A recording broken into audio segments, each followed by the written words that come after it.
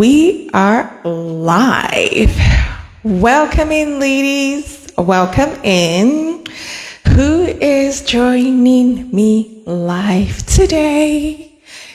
Ladies, I am getting better in my ability or in my quest to be a singer. Okay, no, I'm not actually trying to be a singer, but I have a dream that one day I will climb the podium and hold a Grammy Award. Okay, so I'm getting better. But welcome in, welcome in. Who is joining me live? Welcome in, ladies. I'm super excited to talk to you today. I missed you. I've missed you guys. I hope you missed me because I have missed you. So welcome in. If you are joining us from Facebook, put in the chat Team FB. Okay. That's sounding better. So Team FB, if you're joining us from Facebook, and if you're joining us from LinkedIn, put Team LI. You guys, I need help with that, okay? Give me a better name for the folks on LinkedIn, okay? LK, LI, whatever it is. I need help with it, all right? But welcome in. I'm super, super excited to come talk to you ladies today. We have an interesting topic. I've had a very interesting past week and weekend. Some of the conversations that I've had have really touched my soul. And I'm just like, wow. You know, I'm just like the kind of things that a lot of women are going through. I mean, it's not like I don't hear these things because of the work that I do, but it's just over, I would say, like the course of 2 to 3 weeks. I've been hearing some really deep stuff, and I'm just like, man, these people need a break, you know? And sometimes I wish that I had a wand that would just be like, you have your perfect life. You've got your perfect life. You know that show, I think it's Oprah, right? Or where they're like, you get a gift. Is it a gift? You get them something. I wish I could do that. Like that would, oh my gosh. And part of that, we're going to talk about it today because, okay, let's get started. Okay, welcome in, ladies. If this is the first time that you're seeing me or hearing me, again, you are welcome. My name is Abby, and I am a life coach. So I help professional women, especially women in leadership roles. I help them have balance, overcome overwhelm, overcome being burned out, become more confident, become healthier, have more energy, have more peace, have more fulfillment in their lives, manage stress. So these are a lot of the things that I help women in the workplace with. And part of that work is having conversations with women on a daily basis to understand what they're struggling with. And in my work with these women, you know, we have what I call the norms, right? AB, you know, I have a stressful job, or AB, I have a stressful job and I have children, right? Or AB, I have a stressful job, I have parents and grandparents to care for and stuff like that. Like that's the normal scenario and the normal day-to-day that I hear from the women that I work with. Now, there are times where these women find me because there's a crisis. And they are in a state where they have primarily been the bedrock of their families. So these are women that are holding things down. These are women that are pretty much running the home. And all of a sudden now they find themselves in situations where they have no control over what's happening to them, which of course is life, right? But at the same time, the situation that is happening to them it's like a crisis that it takes them out of who they are. And so they forget. And now they're struggling with not just the thing that they're going through, but they're struggling to even hold themselves down. And that's how they find me. And that's why they find me. And in my conversations with these women, it's very interesting to see what's going through their minds as they're going through this difficult process. And most of the time, these women I'm talking about, they're not just your average women. These are I don't want to even use the word high achieving, but these are women that are in high positions where they're required to pretty much hold down the team, the department that they're working with. And now all of a sudden, this external thing, this unpleasant circumstances happening to them is even causing them to shift from that. And so they're afraid of either losing their jobs or losing their credibility, losing their reputation, losing the trust that they built, losing their families. So these are situations that a lot of high achievers, women in the workplace are going through. And because they've put on an image for so long, it's really hard for them to grapple with the reality of what's going on with them.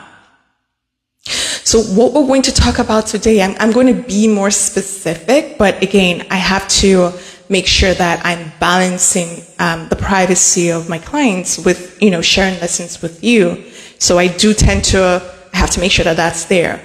But what we're going to talk about today is if you are in a situation where you're in crisis, you're pretty much your physical, emotional, psychological, spiritual, financial well-being is at risk. And you don't know what to do because you've been the one holding things down. Now, all of a sudden, this thing has happened. It's beyond your control. You don't know where to go, where to start, or even how to move forward from here. And people are looking up to you, which is the difficult part. It's one thing to have to manage yourself. It's another thing to have to manage yourself and your family. It's another thing to have to manage yourself, your family, and your job. It's another thing to have to manage yourself, your family, your job, and the people that you work with at work, especially if you are the one that is like a manager or you are the one that is the leader. These are 4 different facets that are feeding on your energy. And if you are destabilized, then these are 4 different branches that will crumble. And one of the biggest fear that many women have, especially those who have worked so hard to be in the positions that they are, one of the biggest fears is waking up tomorrow in the morning and everything's gone. Everything's disappeared. Suddenly, suddenly all the networks and connections and the career, everything they built, it's burned to the ground. That's one of their biggest fears. Suddenly now their reputation has been tainted. And so many women battle with this as they are going through very difficult circumstances. And the question is, what do you do if you're like that? What do you do if you find yourself in this position? None of us prays to be in a position of crisis. I've been through multiple ones. My family is in one right now. But when you are there, how do you come out of it? How do you survive? How do you manage? Because at the end of the day, how you approach this situation is pretty much going to determine whether you're going to move forward or whether you're going to digress and engage in destructive behaviors. So, did I actually introduce today's topic? Because if I did not, let me introduce the topic. Again, ladies, we're going to be talking about how to manage caregiving and an intense workload. Okay? And especially if you're in a situation that is what I would refer to as a crisis. So a family member is sick, or you're sick, or someone has lost a job, or your child is sick, or something crucial has happened that requires you to all hands to be on deck, to drop everything else. It's almost like a matter of life and death situation. What do you do when you have this career that you're managing, that you've built for years? How do you pretty much manage the workload from there and still have the time and energy to be present for your personal responsibilities where this crisis is happening and still have time for yourself? How do you do that? Okay? The very first thing that I want to talk a little bit about is what happens when we get into there, where our mind is going. I already talked about one of the biggest fears. One of the biggest fears for women is pretty much everything crashing to the ground, and then, they lose all the work that they built and all the work they've done. One of the very first things that I would say is, if you're in a situation of crisis, is to remove that thought. Because first things first, is you are in a position that is the average human being would have crumbled. So the fact that you were looking for help already qualifies you as someone who's on the route to redemption. Okay, so if you are afraid that because of this situation, this circumstance, nobody's going to take you seriously at work, people are going to think that you're no longer credible, reframe that thought to be, this situation has happened, and these are the expectations that I have. So before I start talking about solutions here, let me be specific. So I was on a conversation with someone, and, again, high achieving woman, doing great things, powerful woman, confident and whatnot. And one of the situations that was happening and she was needing help was how to manage herself when her husband just got a cancer diagnosis. And the two of them are what I would call a power couple, right? So the man is just excellent in what he does too. And so they had this partnership where they're both carrying each other. And now she's in a position where she has to do pretty much almost everything.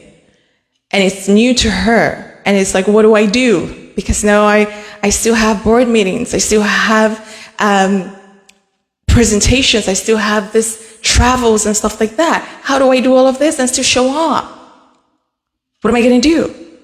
Right?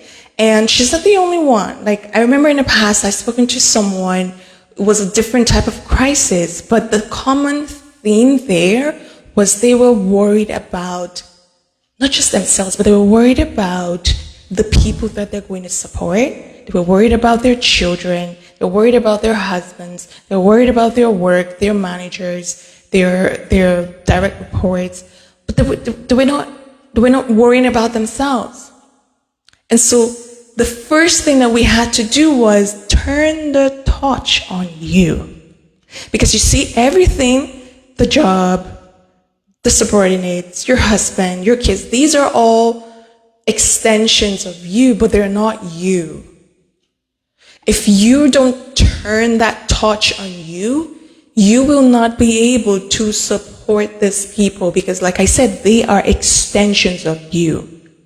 So anything that you put in here is going to come out to them. So if there's nothing coming in here, which is you, there's nothing going to come out to them. Even if something comes out, because sometimes women would tell me they've been doing all of these things and they haven't been putting in themselves. Even if you think something is coming out, I guarantee you that people are not receiving it in the way that you would want them to receive it. They are feeling that deficit from you. And it doesn't feel very good receiving from someone who has a deficit. And so what you're going to notice is the very same thing that you fear, excuse me, the very same thing that you fear with people not trusting you, people not thinking that you're serious at work, people thinking that they can no longer trust you because you're not going to be devoted because of this thing. It's going to happen. It's going to happen because you're giving from a place of scarcity, you're giving from a place of fear, and your brain doesn't know the difference between what you don't like or rather doesn't know the difference between what you're focusing your attention on and you don't like and what you're focusing your attention on and what you like. Let me explain that better. So if, for example, you are in this situation and all you're thinking about is how to support everyone else without yourself, and you have certain fears within you. One of the one that I mentioned is not being able to show up at work perfectly or the way that you would like it. The repercussions of that is people might, you may have like a pip being pulled on you. Nobody's going to respect you. People are going to think you're dropping the ball. Eventually what will happen is that fear will happen because your mind is focusing on that fear happening and it's giving from there. So the more you focus on that, instead of pouring into you, the more your brain is going to go into, oh, she's focusing on that. That means it must be important to her. And it's going to start to bring those situations to pass. This is what people call the law of attraction. But there's actually science behind that. So I say this to say, putting yourself as the focus. I know there's a lot happening. Put yourself as the focus first. Pour into you. I'm going to talk about how you can do that. And then when you do that, what you're giving out is going to come from a different place. You will not feel resentful. You will not feel guilty. You will not feel shame when you do it the correct way. Okay? So the very first block that you might encounter if you're in a situation is you thinking that, oh my gosh, you have to always be available and show up perfectly at work. And if you don't do that, people are going to think that you are not serious. Another thing that could block you is you thinking you have to be and do for everyone else. That's another block. You're going to change that. Even though your reality doesn't reflect that, you're going to change that and reframe that. So you're going to, if you get into a situation where it's like, I have to do this, I have to do this, what you're going to do and start learning how to do is, I have to do this, I have to do this, I have to do this, and I have to do this for myself first. I have to do this for myself first. So let's take a step back, because there's certain things that I want to talk through you guys first before I continue the process of how to manage this. I have my notes here, by the way, if I'm looking down. So part of being in a situation beyond your control, and what's going to happen is that automatically it's going to trigger you into a state of fight or flight. When you're in that state or state of stress, the part of your brain that is responsible for you making decisions, like I just talked about, stop that thought, you are going to think like this, you're going to add that and statement, things like that. The part of your brain that's responsible for you engaging in that and pulling that memory out is going to shut off. And the part that's responsible for picking up emotions, and emotions like your fear and your guilt, is going to be turned on. So they call that the amygdala.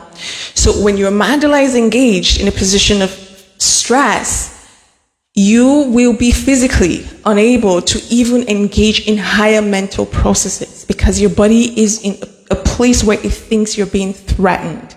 The threat here is the external circumstances happening. The job loss, the illness, the death. That's the external circumstance. So anything that I tell you to do, if we don't bring you out of that state of stress, you will be physically unable to do them, no matter how hard you try, unless it has become a habit. But if you're in this position and you're seeking help, then it's not a habit. Okay?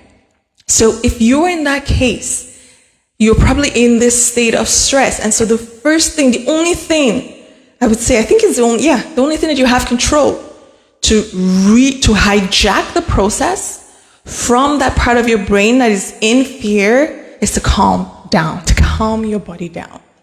And the quickest way that you can do that is by controlling your breath. So when we are in a state of stress, our breath, the body is listening to our breath, and depending on the amount of oxygen, if you're breathing, when you're stressed, of course, and you're trying to run, you're not taking deep breaths. You're taking shallow, quick breaths so that you can quickly run away from that place. So the second thing is to calm down using your breath. Okay? There's something that I like to call the 2-second breath. This is where at several points during the day, let's say you're at work, excuse me, the air is kind of dry. You're at work, I'll just take a sip of water, excuse me.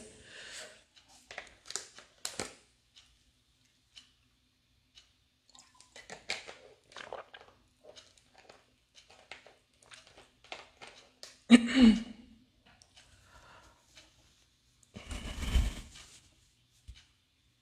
much better.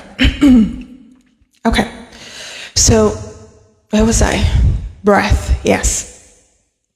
So when you are in that state of stress and state of fight or flight or a state of stress, the main thing that you have control over is your breath, and that's the quickest way to calm your body down.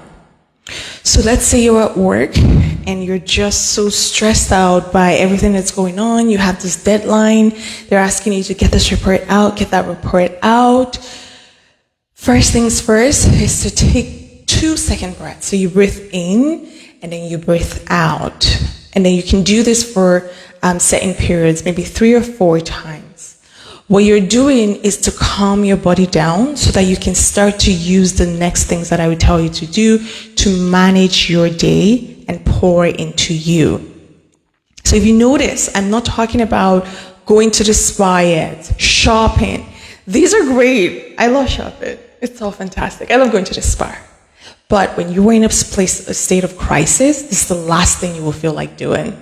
And even if you do, it's only going to give you short-term reward, and then you're going to go back into that place of where you want to escape from. Okay? So getting yourself out of a stressful state, even if the stressful situation is there, is the main key. Because if you're able to do that frequently, you will put yourself in a position where you're now able to utilize your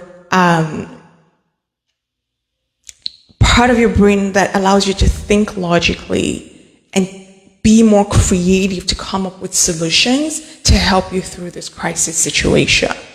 Okay? And examples of things that you can do the 2-second breath, where you're breathing in and you're taking a really deep breath and breathing out and relaxing and calming yourself. Okay? Another thing that this is something that I do it in my daily life. It's one of my beliefs. And I encourage my clients to do this as well, is when that thing happens, 2 things that are always going on in my mind. Number 1, everything is working out in my favor. Number 2, this is just a phase. Okay? So when you have that at the back of your mind, everything is always working out in your favor. This is just a phase. There's another one. Help is always on the way. Those are my 3 top things. Repeating this several times a day. When I'm calm, my body starts to remind me of, oh, help is on the way. Everything's working out in my favor. This is just a phase. And so it gives me that framework to start to believe that it's possible for me to come out of this with my head up high. Okay? So if you are having those pressing deadlines and, someone is sick in your house and all that stuff, the first step again is understanding that you are the focus. How do you manage all of this? You are the focus. What do I mean by that? You start to pour into you. How do you start to pour into you? Calm down first. Did you see how that works? Calm down first. That's the main thing of what you can do for yourself to pour into you. AB, how is calming down pouring into me? When you are not calm, when you are stressed, your body is in a place where it's trying to protect you from the thing that is stressing you. In the process of doing that, you are utilizing resources. It's pumping more blood. It's pumping more oxygen. It's utilizing glucose. It stopped your digestive processes because it's not digesting food if you're running from a lion. You're breathing faster. Your heart is pumping faster. So it's utilizing resources. Your reproductive processes have stopped just so that it can keep you safe. All of that work, if it's done on a continuous basis, it will wear you out. And so how do you start to pour into yourself? You have to, first of all, put yourself in a situation where you can be poured into and where you will feel like you're being poured into. And how do you feel like you're being poured into? Calm down. Because only when you have calmed you down and taken yourself out of that state of stress that you can start to process what is coming to you, and you can start to have and feel that creative energy that can help you think of solutions or receive help or attract help to you. Is this making sense, ladies? Is this making sense? Our body has created everything that we need, but we need to calm down first to be able to receive it. Okay? The next step is after you have calmed down, you can use some of the techniques, the 2-second breath, to calm yourself. Do this repeatedly. After you have calmed down, the fears that you're having, they're going to think less of me, I'm not going to be able to support my family, my children are going to suffer, my husband is going to suffer, all of those thoughts, this is where you start, you pretty much have to reframe them to something that you want to happen. Okay? And you're going to also give yourself grace. Allow yourself to mess things up in this process. But first of all, calm down. And whenever you find yourself being triggered out of that calm state, bring yourself back and then start to reframe this thought. So one of the very first things that one of my clients, she was like, maybe this thing changed my life, is adding an "and" statement into whatever fears that are coming up for you. So if, for example, you're like, I don't know how I'm going to be doing all of the childcare and still caring for my partner or my husband and still have time to care for myself. So I could give you techniques to reverse that, but the quickest and easiest way so that you're not fighting with yourself is, I don't know how I was going to do this. I don't know how to do this. I'm going to have to do that. And I'm going to find time to take care of myself. Why is this important? Is so that we can pretty much take the path of least resistance. Because your brain is in a mode where it's triggered by fear, and it's like, I don't know how I'm going to do this, I'm going to have to do this. We're not fighting with your brain now. We're using less energy. We're saying, okay, we don't know how we're going to do this, and we're adding something at the end. We're going to find time to do the 2-second breath and take care of ourselves. Okay? That's another way that you can start to reframe things. What does reframing do? It helps you to view situations from a different perspective. One where you are doing it from a position of strength instead of position of fear. Why is this important?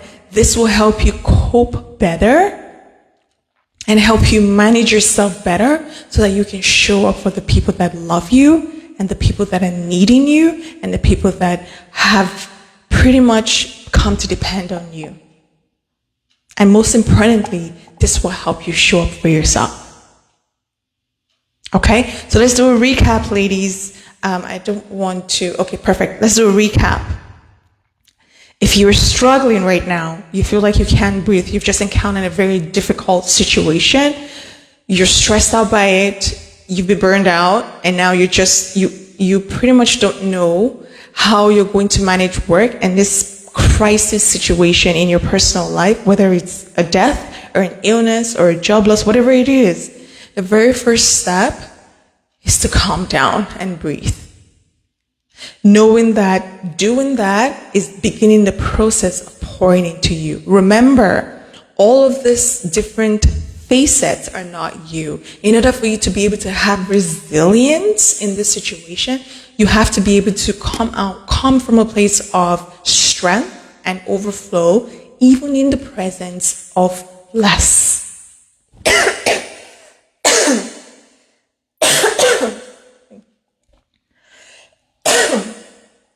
Oh my.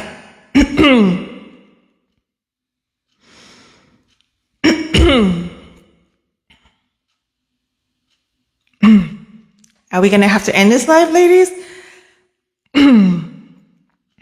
Amy, are you okay? I need a moment.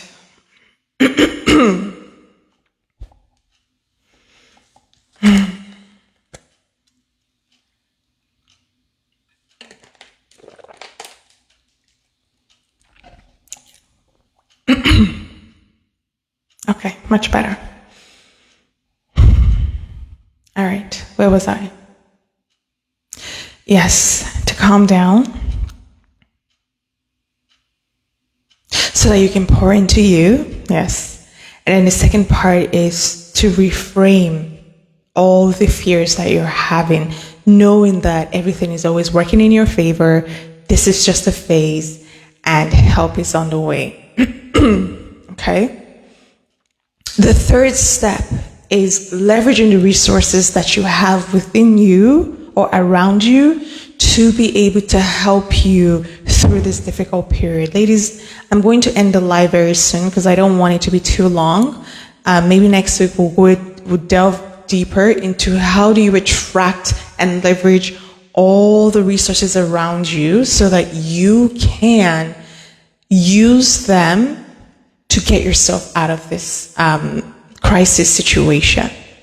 Okay? So this is where delegation comes in. I talked about delegation recently. There's specific things that I teach women how to delegate. There's a process that I use in my personal life, and I teach that to women as well.